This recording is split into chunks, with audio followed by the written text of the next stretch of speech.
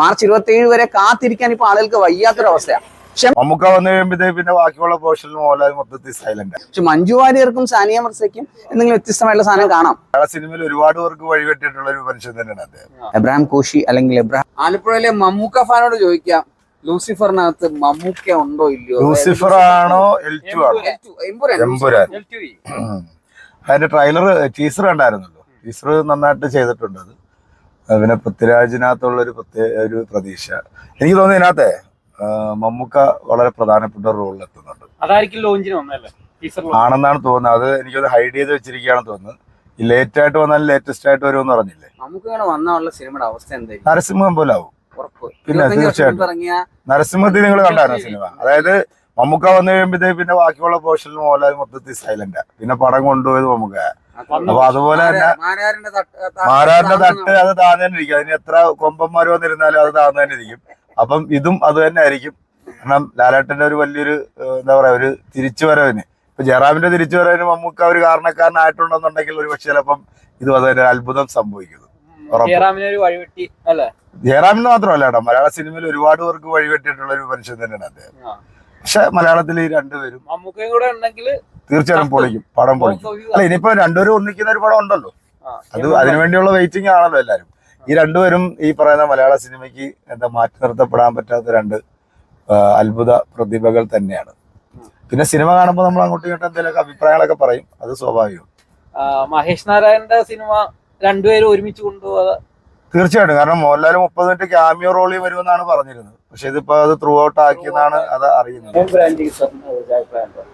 Empuraan teaser ഇങ്ങനെ ആയിരിക്കണം teaser, കാരണം ട്രെയിലർ അല്ലല്ലോ. പക്ഷെ ടീസർ 2 മിനിറ്റ് ആയാലും എല്ലാത്തിനെയും ഗ്ലിംസ് കാണിച്ചിട്ട് ഒരു ഹോളിവുഡ് ടച്ച് കൊടുത്തിട്ട് പല കാര്യങ്ങളെയും നമ്മൾ എന്തൊക്കെയോ ഒരു ദുരൂഹത മാറ്റി വെച്ചിട്ടുള്ള സിനിമ. അതിൽ എനിക്ക് ഏറ്റവും പ്രാധാന്യമായിട്ട് എനിക്ക് ഫീൽ ചെയ്തത് ഈ സിനിമയിൽ മമ്മൂക്ക ഉണ്ട് എന്നുള്ളതാണ്. കാരണം എബ്രഹാം കോശി അല്ലെങ്കിൽ എബ്രഹാം ഖുറേഷി എന്ന് പറയുന്ന ഒരു കഥാപാത്രത്തിനകത്ത് ഒരു ടീമാണ്, അതൊരു ഒരു കോറവാണ്. അതിനകത്ത് മമ്മൂക്കയും കൂടെ ഉണ്ടെങ്കിൽ പൊന്നു മോനെ, 25 വർഷങ്ങൾക്ക് മുമ്പ് നരസിംഹം ഇറങ്ങിയ സമയത്ത് മാരാറായിട്ട് കസറിയ ആ ഒരു വ്യക്തി 25 വർഷങ്ങൾക്ക് ശേഷം ലാലേട്ടൻ്റെ കൂടെ ഈ സിനിമയിൽ ഉണ്ടെങ്കിൽ പടം വമ്പ ഹിറ്റായിരിക്കും, ഒരു സംശയമില്ലാത്ത കാര്യം. അത് എമ്പുരാൻ ആയിക്കോട്ടെ അല്ലെങ്കിൽ ലൂസിഫർ 2 ആയിക്കോട്ടെ, നമുക്ക് അത് തന്നെ വന്നത്. കാരണം ടീസർ ലോഞ്ച് ചെയ്യുന്ന സമയത്ത് ഒരു ഹിന്റ് കൊടുത്തിട്ടുണ്ടെങ്കിൽ ഉറപ്പിച്ചോ പടം പൊളിക്കും. ഒരു വലിയൊരു വേൾഡ് ബിൽഡിംഗ് ആയിരിക്കും ഉറപ്പായിട്ടും. ഒരു യൂണിവേഴ്സിനെ തുടങ്ങും. പിന്നെ നമ്മുടെ പൃഥ്വിയുടെ ഡയറക്ഷൻ, നമുക്ക് ഇത് അദ്ദേഹത്തിന് 3ാമത്തെ സിനിമയാണ്. അത് 3 പടം ഹിറ്റാണ്. ഓൾറെഡി ഫസ്റ്റ് സിനിമ സെക്കൻഡ് അബ്രോഡ് ആടി, 3ാമത്തെ സിനിമയിലേക്ക് എത്തുമ്പോഴത്തേക്ക് ഒരു വമ്പൻ സാധനം കൊടുക്കും. പിന്നെ അത് മാത്രമല്ല പൃഥ്വിരാജിന് ഒരു ബോളിവുഡ് എക്സ്പോഷർ ഉണ്ട്. കാരണം അദ്ദേഹം അവിടെ അഭിനയിച്ചുകൊണ്ട് മാത്രമല്ല നല്ല എക്സ്പോഷറാണ്. അതുകൊണ്ട് ടെക്നിക്കൽ സൈഡ് അദ്ദേഹത്തിന് അറിയാം, അത് എങ്ങനെ സിനിമ കൊണ്ടുപോകണമെന്ന് അറിയാം, മാർക്കറ്റ് നന്നായിട്ട് അറിയാം, പിന്നെ അപ്ഡേറ്റഡ് ആണ് എന്നുള്ളതായിരുന്നു. ഇതുകൊണ്ടായിരിക്കും പുള്ളിക്കാരൻ പുറത്തൊക്കെ പോയി വലിയ സിനിമകൾ ഉറപ്പല്ലേ. കാരണം ഹോംബാലെ ഫിലിംസിന് പുള്ളിയെ എടുത്തിരിക്കുന്ന സ്ഥിതി നോക്കുവാണെങ്കിൽ പുള്ളിക്ക് വേണമെങ്കിൽ കേരളത്തിൽ വേറൊരു ഹോംബാല ഉണ്ടാക്കിയെടുക്കാൻ സാധിക്കും. All Kerala first day record ഉറപ്പായിട്ട് സംശയമില്ല. എന്റെ ബുക്കിംഗ് തന്നെ റെക്കോർഡ് പൊട്ടിക്കുന്നുള്ള. പിന്നെ മുരളിഗോപിയുടെ ഒരു കോൺഫിഡൻസ് അതിനകത്ത്, കാരണം ഒരു ട്രയോളജി ആണ്, അതൊരു പ്രീക്വൽ അല്ല സീക്വൽ അല്ല എന്ന് പറയുന്നത്, ഒരു ട്രയോളജി മൂവി തന്നെയാണ്. ഒരു സ്റ്റാൻഡ് അലോൺ മൂവിയാണ്, കാരണം ഒരു സാൻഡ്വിച്ച് സ്റ്റാൻഡ് അലോൺ മൂവിയാണ്. അപ്പൊ ഇതിൽ നിന്ന് തേർഡിലേക്ക് എത്തുന്നുള്ള സംശയമില്ല. പക്ഷെ സെക്കൻഡ് ഒരു ബ്രഹ്മാണ്ഡ മൂവി ആയിരിക്കും, നോ ഡൗട്ട്. ഒരുപക്ഷെ ഇതിൽ ഏറ്റവും കൂടുതൽ കാത്തിരിക്കുന്ന എബ്രഹാം ഖുറൈഷി മേ ബി ചിലപ്പോൾ എബ്രഹാം ഖുറൈഷി സ്റ്റീഫനിലേക്ക് ട്രാൻസ്ഫോർമേഷൻ ആയിരിക്കും. സ്റ്റീഫൻ എബ്രഹാം ഖുറൈഷി വേറെ ആയിരിക്കാം. അത് കുറെ ചുരുളുകൾ കഴിയാനുണ്ടെന്നുള്ള സത്യം. എന്തായാലും ടീസർ ട്രെയിലർ അല്ല ആക്ച്വലി ഇനി വരും, ഇനി അപ്ഡേഷൻ വരും. കാരണം ഇതിപ്പം ഇതുവരെ കേരളത്തിൽ മലയാള സിനിമ കണ്ടിട്ടില്ലാത്ത ഒരു പ്രൊമോഷൻ സ്ട്രാറ്റജി ആയിരുന്നു പൃഥ്വി ഇറക്കിയത്. അപ്പൊ ഇനിയും പല പോസ്റ്റേഴ്സും വരും, ഇവർ തമ്മിലുള്ള പോസ്റ്റേഴ്സ് വരും, കുറെ ട്രെയിലേഴ്സ് ഇനി ട്രെയിലർ ഉറപ്പായിട്ടും വരും. അപ്പോൾ എന്തായാലും സിനിമയ്ക്ക് വലിയൊരു ഹൈപ്പ് തന്നെ കൊടുത്തിട്ടുണ്ട്. മാർച്ച് 27 വരെ കാത്തിരിക്കാൻ ഇപ്പൊ ആളുകൾക്ക് വയ്യാത്തൊരവസ്ഥയാണ്. ക്ഷമയില്ല, കാരണം അത്രയ്ക്കും ഹൈപ്പ് കൊടുത്തിട്ടുണ്ട് സിനിമയ്ക്ക്. കാരണം ഇന്റർനാഷണൽ വരെ ആളുകൾ മീഡിയ വന്ന് കവർ ചെയ്യുമ്പോൾ അത്രയ്ക്കും ഒരു ഹൈപ്പ് ഇല്ല മൂവിക്ക്. ഒരു ഹോളിവുഡ് ടച്ച് ഉറപ്പായിട്ടും കൊടുത്തിട്ടുണ്ട്, ഹോളിവുഡ് ടച്ച് കൊടുത്തിട്ടുണ്ട് തുടക്കത്തൊട്ടുള്ള മേ ബി. കാരണം ഇതിനകത്ത് ഫസ്റ്റിൽ കൊടുത്തിപ്പോ ഇപ്പൊ ടോവിനോടെ കേസ് എടുത്തു. ഇപ്പൊ ടോവിനോ 5 വർഷം കഴിഞ്ഞാൽ 6 വർഷം കഴിഞ്ഞ് ടോവിനോടെ ലെവലേ മാറിയിട്ടുണ്ട് അല്ലെ. അപ്പം ആ ഒരു രീതിയിലേക്ക് ടോവിനോ ഇതിനകത്ത് വരുമ്പോൾ ഒരു മുഖ്യമന്ത്രി സ്ഥാനാർത്ഥിയായിട്ട് വരുന്ന സംഭവം, എസ്പെഷ്യലി മുരളി ഗോപിക്ക് ഒരു പ്രത്യേകം പൊളിറ്റിക്സ് ഉണ്ട്. ആ പൊളിറ്റിക്സിനകത്ത് പറയുന്നുണ്ട്. ബോബി പോയല്ലോ, ഇനിയിപ്പോ ബോബിയുടെ മകൻ വന്നാലേ ഉള്ളൂ. പക്ഷെ ബോബിയുടെ വിട്ടേരെ. പക്ഷെ മഞ്ജു വാര്യർക്കും സാനിയ മിർസയ്ക്കും എന്തെങ്കിലും വ്യത്യസ്തമായിട്ടുള്ള സാധനം കാണാം. സാനിയ മിർസയല്ല, സാനിയ അയ്യപ്പൻ. ഈ പേരുകളാണ് പോട്ടെ. എന്തായാലും പടം വിളിക്കും. പടം പൊളിക്കും.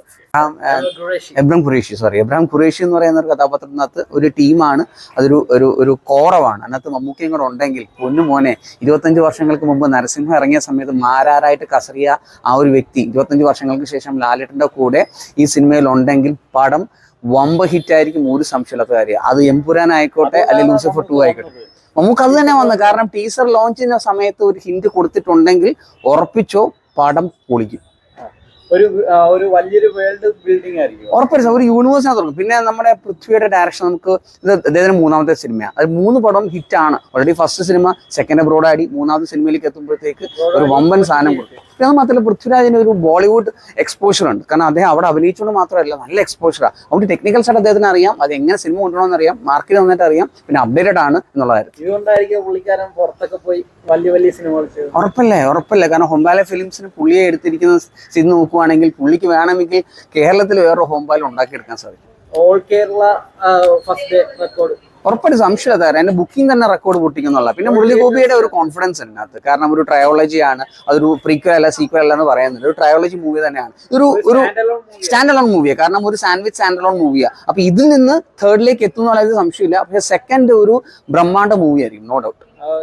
ഒരുപക്ഷെ ഇതിൽ ഏറ്റവും കൂടുതൽ കാത്തിരിക്കുന്ന എബ്രാം ഖുറൈഷി മേ ബി ചിലപ്പോൾ എബ്രാം ഖുറൈഷി സ്റ്റീഫനിലേക്ക് ട്രാൻസ്ഫോർമേഷൻ ആയിരിക്കും. സ്റ്റീഫൻ എബ്രാം ഖുറൈഷി വേറെ ആയിരിക്കാം. അത് കുറെ ചുരുളുകൾ കഴിയാനുണ്ടെന്നുള്ള സത്യം.